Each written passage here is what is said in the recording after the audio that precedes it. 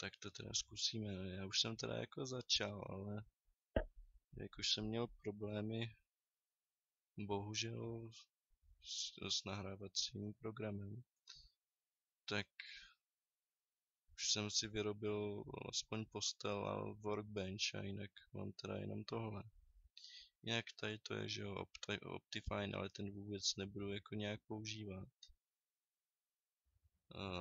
Akorát nevím, jak ho teda můžu vypnout, teda vůbec nevím, jak bych ho mohl vypnout. Aby mi tu nestrašil, abyste mi fakt věřili, že jsem to jako si nenačítoval, ale fakt jsem to jako udělal si sám. Což teda nevím jak, když tak mi to někdo poraďte. Jak je to Minecraft 1.5.2, jak tady možná vidíte. Tak teda, jelikož jsem teda jakože tady to je můj jako první let's play, tak mě šetřete s komentářem. Teda, tady to je teda nemyslná hra. Já už jsem si tady i postavil opravdu hodně provizorní. No tomu se ani nedá říkat obydlí, to je jenom prostě postel workbench. Jak vidíte, nemám ani prostě, ještě ani hovno, jak se říká. Ten Optifine musím nějak vyřešit, ale nevím jak, fakt. Tak když tak mě někdo poraďte, prosím, fakt nevím. No a já jsem se chtěl vlastně podívat, já jsem to tady nějak komentoval, no ale jelikož jsem měl teda ten problém s tím nahrávacím programem, tak teda se mi to nějak smazlo, nebo co.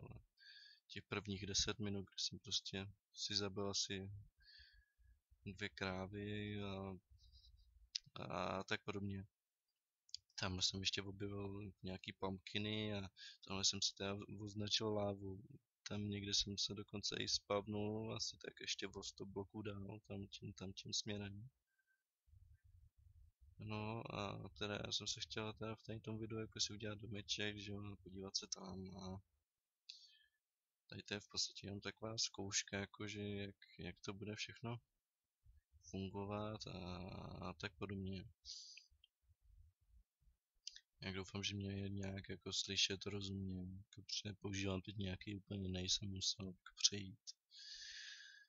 No, tak jo, tak snad doufám, že teď už to nějak půjde, tak jo, tak jdeme do toho, no teda.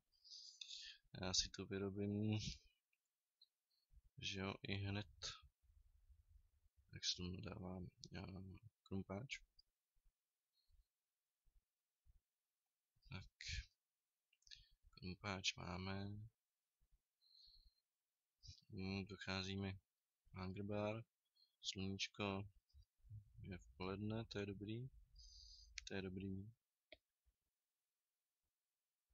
Hezky svítí sluníčko, no, tak ať svítí dál.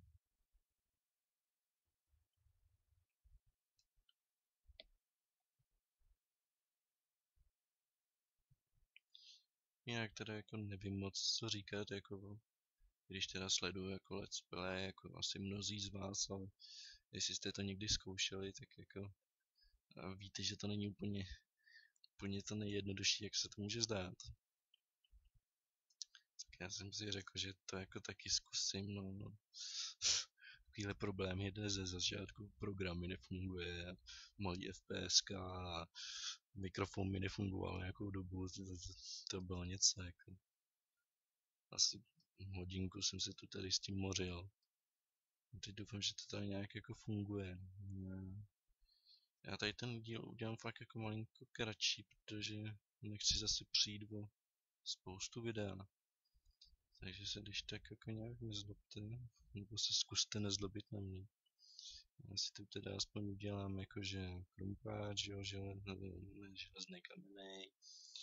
A udělám si tu, že jo, pecičku hezky. Že jo, potom se ještě někam přestěhu, ale to zatím ještě nevím kam. Ještě nemám vůbec představu, zatím jsem si dal jako sem jenom jako tak jako ne, to má přijít sem, tak. Potom se ještě někam přestěhu, ale zatím ještě musím najít kam. A já to končím tím, že si tamhle vezmu, jo, no, Vlastně ještě ne, ještě se aspoň najím. Pojď mi hop. Pojď mi na hop. Ale výborně. To by mi mohlo teoreticky stačit, nebo ještě jeden potřebuji. Tak já si tady dojím. Vezmu si jednu pumpkinu a tím bych teď tady ten kratší díl asi skončil, protože fakt nevím, jestli to bude fungovat a tak. A mně se to nechce skákat, jak už jsem v tom hardcore modu. Ne, tak... dobrý. Ono, jak víte, že jo, tak... Nebo jestli jste ho někdy zkoušeli. Já teda ho zkouším jako po druhý. Teď v životě.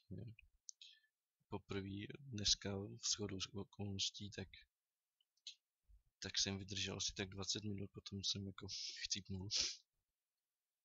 To bylo velice funny. Našel jsem vesničku, našel jsem zlato, našel jsem toho spoustu a potom mě odbouchne creeper.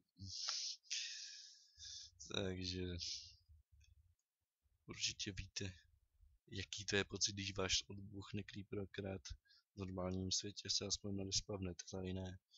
A tady ta mapa vypadá docela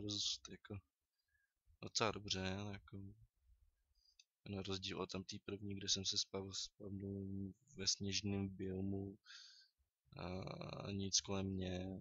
Až potom jsem teda jako asi o 500 bloků dál našel vesničku, naštěstí v poušti teda. No a tak no, tak fajn, tak já to teď ukončím a příště.